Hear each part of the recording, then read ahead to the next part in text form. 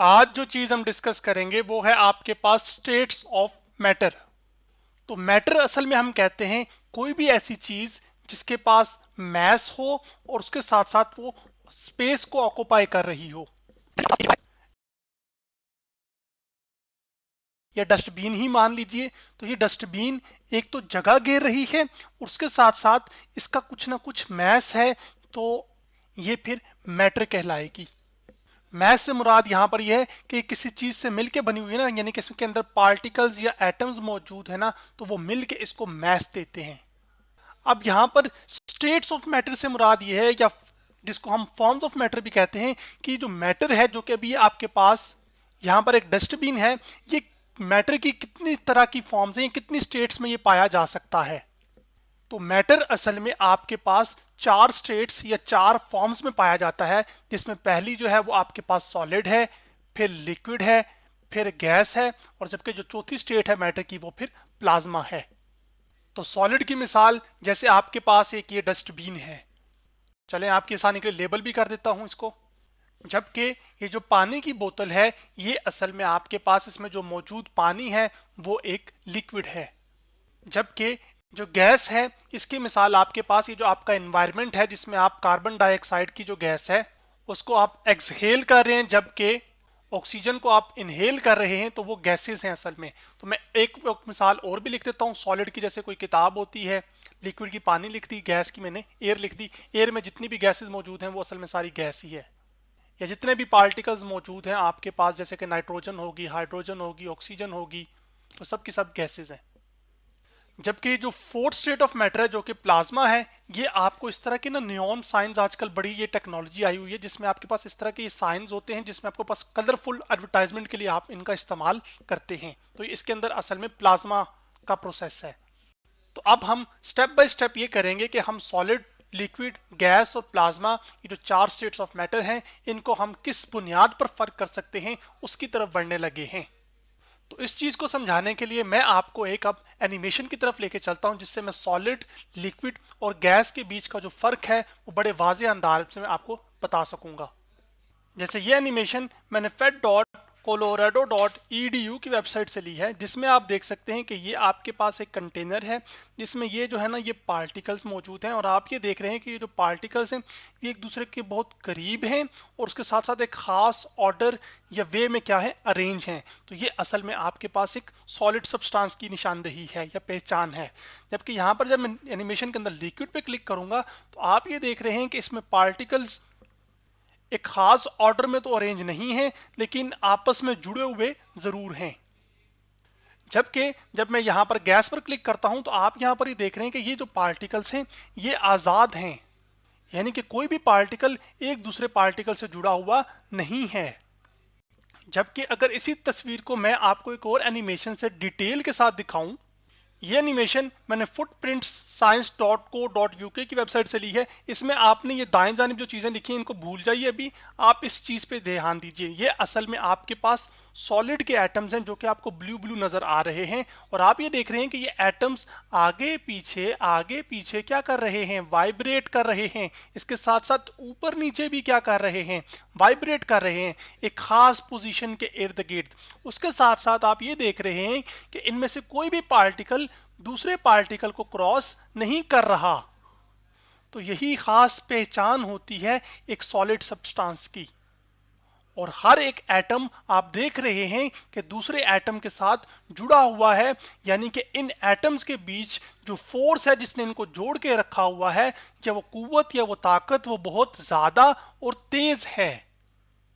जबकि इसी एनिमेशन के अंदर अब मैंने लिक्विड को दिखा रहा हूं, इसके अंदर अब आप ये देख रहे हैं कि आपके पास लिक्विड के जो पार्टिकल्स हैं वो सॉलिड की बानिस्बतन बड़ा फ्रीली मूव कर रहे हैं, और एक पार्टिकल दूसरे पार्टिकल को क्या कर रहा है, क्रॉस भी कर पा रहा है। यानी कि पिछला पानी जैसे होता है वो अगले पानी को क्रॉस कर सकता है ना, जैसे समुद्र की लहरें होती हैं। तो ये लिक्विड्स की खास बात आपके पास एक तो ये भी नजर आ गई। उसके साथ साथ लिक्विड्स की खास बात क्या होती है कि ये फ्लो कर सकते हैं, यानी कि बह सकते हैं। जैसे पानी बहता है, ऑयल फ्लो कर सकता है। और ख़ास बात आप क्या देख रहे हैं कि आपके पास ये जो पार्टिकल्स हैं, जैसे सॉलिड में था ना आपके पास कि वो एक ख़ास ऑर्डर में अरेंज थे, जैसे कि यहाँ पर ये लेकिन लिक्विड पे जब मैं यहाँ पर क्लिक करता हूँ इस एनिमेशन के अंदर, तो आप ये देखेंगे जैसे कि मैं यहाँ पे भी क्लिक कर रहा हूँ, ये लिक्विड है, तो आपके पास पार्टिकल्स इसमें खास उस तरह से ऑर्डर में रेंज नहीं है जिस तरह सॉलिड में होते हैं। जबकि इसी तरह अगर मैं यहाँ पर इधर गैस पर क्लिक करूंगा तो आप ये देखेंगे कि अब ये जो पार्टिकल्स हैं आपके पास, ये बड़ी आज़ादी के साथ घूम फिर रहे हैं। जैसे ये देख रहे हैं आप, रैंडमली क्या कर रहे हैं, मूव कर रहे हैं, आपस में टकरा भी रहे हैं, उसके साथ साथ इनके बीच में कोई ऐसी फोर्स नहीं है, ये ताकत नहीं है जो कि इनको जोड़े रखे, जैसे कि सॉलिड और लिक्विड में वो कुव्वत या वो ताकत मौजूद थी जो कि उनको जोड़ के रखी हुई थी। यहाँ पर ये पार्टिकल्स बिल्कुल आज़ाद फ्रीली क्या कर रहे हैं, मूव कर रहे हैं, कभी एक दूसरे के साथ टकरा रहे हैं और कभी जिस कंटेनर में ये मौजूद हैं उसकी दीवारों के साथ टकरा रहे हैं। तो इसी वजह से ये जो गैसेस होती हैं इनकी ना तो कोई फिक्स शेप होती है। क्यों फिक्स शेप नहीं होती? वो इसी वजह से ना, क्योंकि हर एक पार्टिकल अपनी मनमानी कर रहा है, रैंडमली क्या कर रहा है, मूव कर रहा है ना। तो जब ये बेतरतीब अंदाज में मूव करेंगे तो शक्ल कहां से एक खास किस्म की आएगी इनके पास। जबकि अगर आप सॉलिड्स देखें तो इनके पास एक खास, क्योंकि आप पार्टिकल्स वाइब्रेट भी कर रहे हैं, एक खास ऑर्डर में अरेंज भी हैं, इसी वजह से इनके पास एक खास किस्म की शक्ल होती है, स्ट्रक्चर होता है कुछ। जैसे आपके पास एक ये पत्थर या जैसे ये शख्स, तो इनकी एक खास शेप है ना। तो चलें, जो मैंने अभी आपको सारी बातें बताई सॉलिड, लिक्विड और गैस की, तो चलें जो एनिमेशन में हमने देखा उसको प्रॉपर्टीज, सॉलिड की प्रॉपर्टीज की टर्म्स में सब कुछ बयान भी कर लेते हैं या लिख लेते हैं। तो ये आपके पास सॉलिड के एटम्स हैं। जैसे हम अपनी आसानी के लिए मान लेते हैं कि ये हमारे पास आइस के सारे एटम्स हैं। तो बर्फ क्या है, वो भी एक सॉलिड सब्सटेंस है। तो सबसे पहली खास बात क्या नजर आ रही है कि इन सॉलिड्स के अंदर जो पार्टिकल्स हैं वो अरेंज हैं एक रेगुलर पैटर्न के अंदर। फिर हमने एनिमेशन में देखा था कि ये जो पार्टिकल्स हैं ये वाइब्रेट कर रहे थे फिक्स पोजीशन के अबाउट, दाएं बाएं, ऊपर नीचे ऊपर नीचे। तो फिर मैं कह सकता हूं particles vibrate about fixed point. Sorry, मुझसे अबाउट 2 दफा लिखा गया, मैं इसको मिटा भी देता हूं यहां पर। और इन सॉलिड के एटम्स के बीच जो है ना फोर्सेस वो बहुत स्ट्रांग होती हैं, तो इन फोर्सेस को हम कहते हैं इंटरमोलिकुलर फोर्सेस। और ये जो फोर्सेस हैं एटम्स के बीच में सॉलिड के, वो स्ट्रांग इंटरमोलिकुलर फोर्सेस हैं।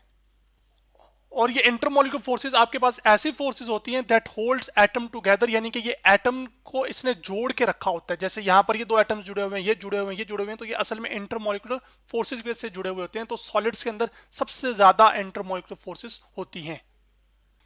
तो चूंकि जो फोर्सेस हैं जिसने इनको जोड़ के रखा हुआ है बहुत स्ट्रांग होती हैं, इस वजह से जो पार्टिकल्स होते हैं वो एक दूसरे के बहुत क्लोज होते हैं। तो पार्टिकल्स क्लोज टुगेदर होते हैं इसके अंदर, जिसकी वजह से इनके पास एक फिक्स्ड वॉल्यूम और शेप आ जाती है। जैसे इस घर के एक दरवाजे की फिक्स शेप है ना, और एक खास जगह इसने ये मखसूस जगह घेरी हुई है जो कि बार बार तब्दील भी नहीं हो रही। तो ये जो घर जो कि स्टील, मतलब जो दरवाजा है घर का जो कि स्टील से बना हुआ है, ये असल में क्या है, सॉलिड है एक। इसी तरह ये जो ईंटों के पिलर लगे हुए हैं यहाँ पर, ये भी क्या है, ये भी सॉलिड सब्सटेंसेस हैं। और एक और प्रॉपर्टी हमने एनिमेशन में क्या देखी थी कि ये वाला पार्टिकल इस पार्टिकल को क्रॉस नहीं कर सकता, यानी कि एक पार्टिकल दूसरे पार्टिकल को क्रॉस नहीं कर सकता, दूसरे वाला तीसरे को नहीं कर सकता, तीसरे वाला चौथे को नहीं कर सकता। सिर्फ ये फिक्स पोजीशंस के अबाउट ऊपर up and down, left and right क्या कर सकते हैं, वाइब्रेट कर सकते हैं। सॉलिड्स की ये खास बात होती है। अब हम लिक्विड्स की प्रॉपर्टीज की बात करते हैं। तो यहां पर एनिमेशन से मैं पिक्चर काटकर जो कि पहले मैंने आपको दिखाई थी उसमें ये लिक्विड के पार्टिकल्स हैं। जैसे आप ये एनिमेशन दोबारा भी देख सकते हैं, ये लिक्विड के पार्टिकल्स हैं जैसे कि पानी। तो चले मैं यहां पे लिख भी देता हूं कि ये आपके पास वाटर के पार्टिकल्स हैं सारे। अब लिक्विड्स की खास बात क्या होती है कि ये क्या कर सकते हैं, फ्लो कर सकते हैं, जैसे कि पानी बहता है एक जगह से दूसरी जगह, लेकिन सॉलिड फ्लो नहीं कर सकते। अब लिक्विड्स में क्या होता है कि आपके पास पार्टिकल्स उस तरह से अरेंज नहीं होते जैसे सॉलिड्स के अंदर आपने देखे थे ना, ये खास ऑर्डर आपको नजर आ रहा था, इस तरह से अरेंज नहीं। तो फिर मैं यूं कह सकता हूं कि particles are irregularly arranged. Arrange जरूर है लेकिन वो पैटर्न कोई मखसूस नहीं है, इरेगुलर सा है। अब चूंकि पार्टिकल्स लिक्विड्स के अंदर जैसे कि यहां पर ये क्या कर रहे हैं, मूव कर रहे हैं, तो इन लिक्विड के पार्टिकल्स की फिर शेप कोई फिक्स नहीं होगी। Shape not fixed because of movement. किस चीज की मूवमेंट, पार्टिकल्स की मूवमेंट, क्योंकि पार्टिकल्स मुसलसल क्या कर रहे हैं इसके अंदर, मूव कर रहे हैं आगे पीछे दाएं बाएं सब हर जगह, जैसे कि आप इस एनिमेशन के अंदर भी देख रहे हैं।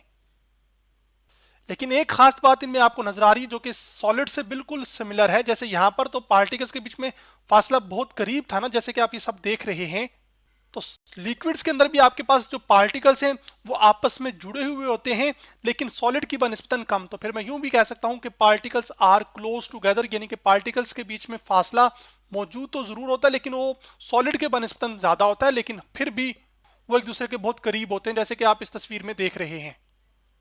इसके साथ साथ इन लिक्विड्स की खास बात ये होती है कि ये क्या करते हैं कि they assume the shape of container, यानी कि आप जिस कंटेनर में डालेंगे ये उस कंटेनर की शक्ल ले लेंगे। जैसे अगर पानी की बोतल है तो उसमें मैंने पानी डाला है, तो वाटर की अब शेप क्या है, मतलब वो ये आपके पास यही है ना कि जो बॉटल की, असल में बॉटल की शेप है वही वाटर ने शेप अटेन कर ली है या हासिल कर ली है।